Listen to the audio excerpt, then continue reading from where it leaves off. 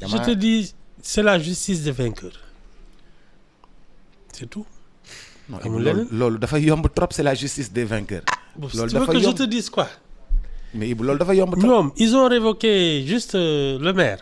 Oui. Conseillers municipaux yi lu ci seen yoon.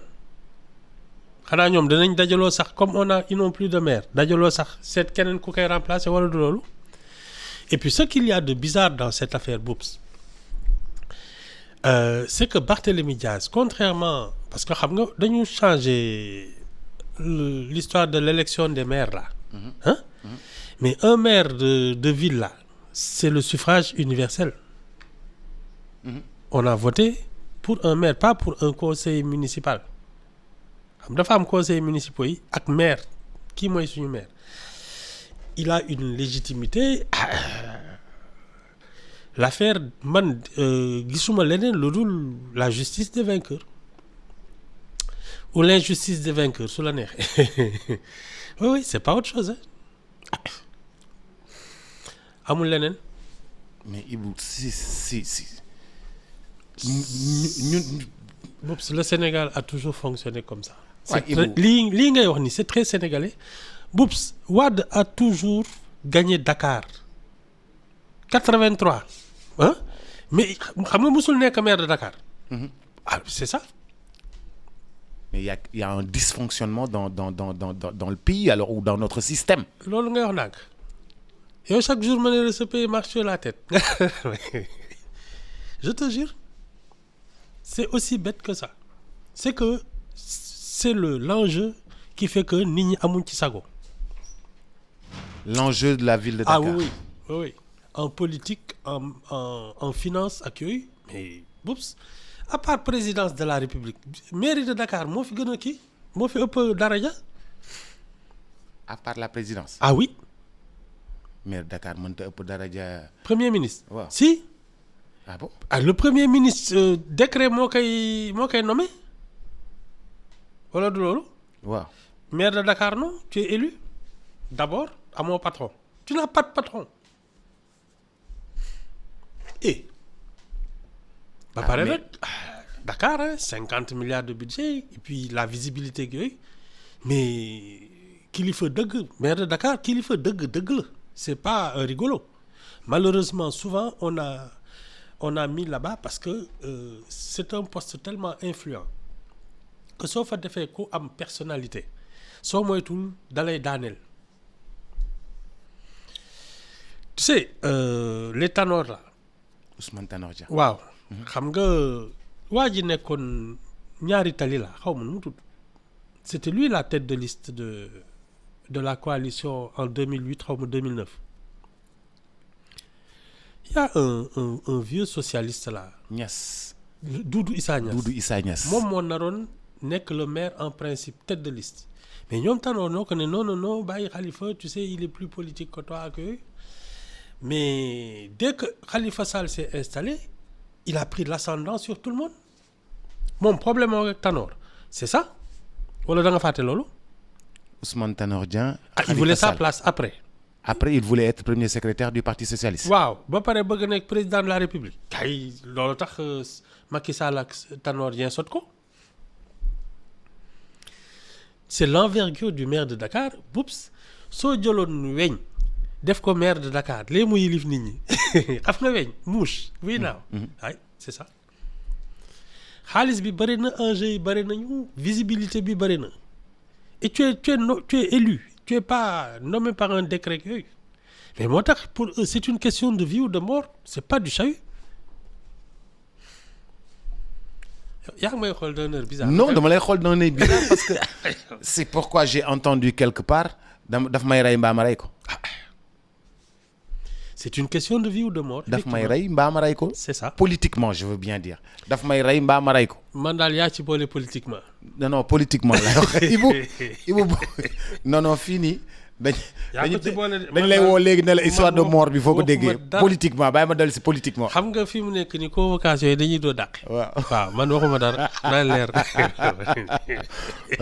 Question de vie ou de mort politiquement. C'est ça.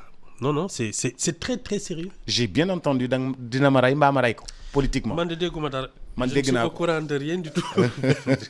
non mais Boubs, à part le président de la République, le maire de Dakar, mais attends, y a pas mieux que ça.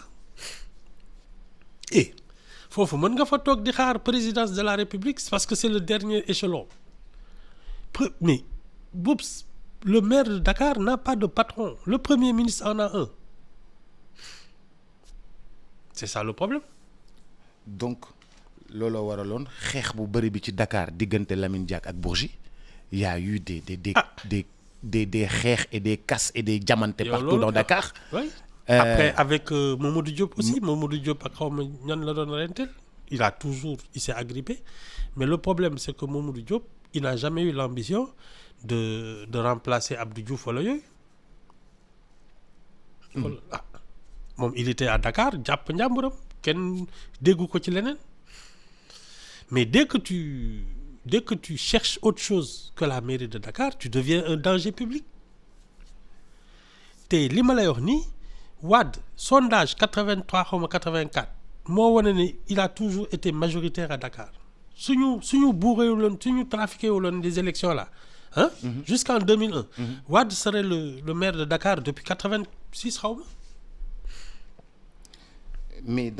mais soo ko joxoon maire de Dakar 86 88 benn voyage lay def kii Abdou Diouf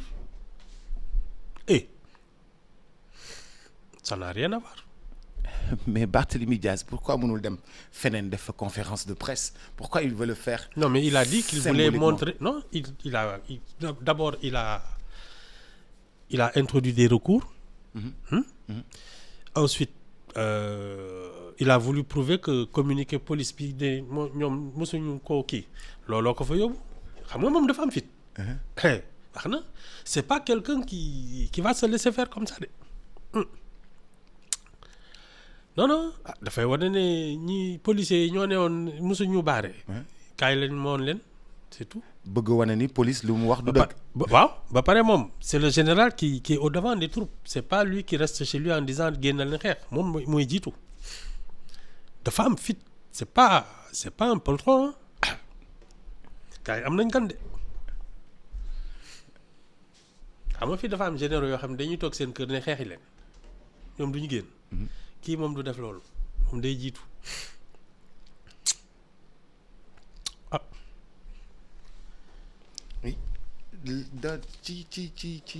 ci boo seetloo Ibou ñaari yoon révoqué 2 fois il faut tuer donc Barth politiquement très vite.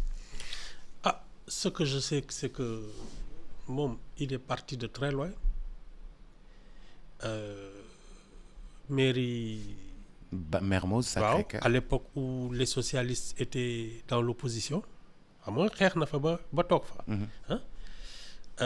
Je pense que c'est l'affaire malheureusement l'affaire Ndiaga Diouf qui en a fait un homme politique d'envergure nationale parce que le retentissement de cette affaire-là surtout à l'époque nga xam ne les gens du PDS là dañu doon ut ay nervis débarqué fenn toj foofu. ñëw ci benn journal. voilà taal journal bi tojate journaux yi. te dara du ci fekk dara du leen ci fekk ñoom Talla Sylla génn ñu. Talla Sylla génn ñu jël marteau dóor ci bopp bi. bi ñu ñëwee ba ci Barthélémy Diaz fa la affaire ba yem.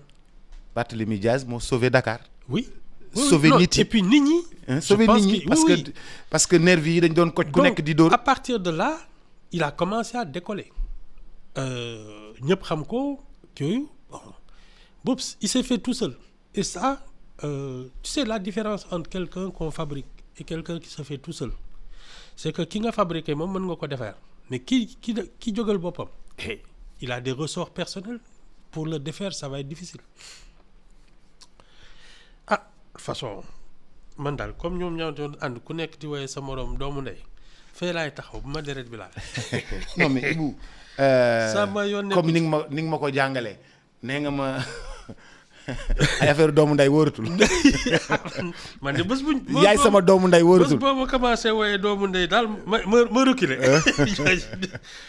yii doomu nday moom. en politique amul doomu nday. yii amul doomu baay amul doomu bàjjen. non et puis c'est que hormis l'actualité nii nga xam ne Dakar c'est un enjeu ils n'ont pas la patience d'attendre les prochaines élections il y va aussi de la carrière de Barthélémy Diaz ça veut dire que en principe nii c'est un futur candidat à la présidence xam nga loolu soo ko teelee xam da nga ciy teel a jóg. Et comme Khalifa Sall bi mu nekkee maire xam nga il était dafa teel a ne man candidat la ñu indil ko ay waxi àddina. C'est la même chose un Barthélémy Diaz député maire de Dakar. na la wóor ni 2029 il sera à la présidentielle. Loolu nag sama gars yi duñ ko fi xaar.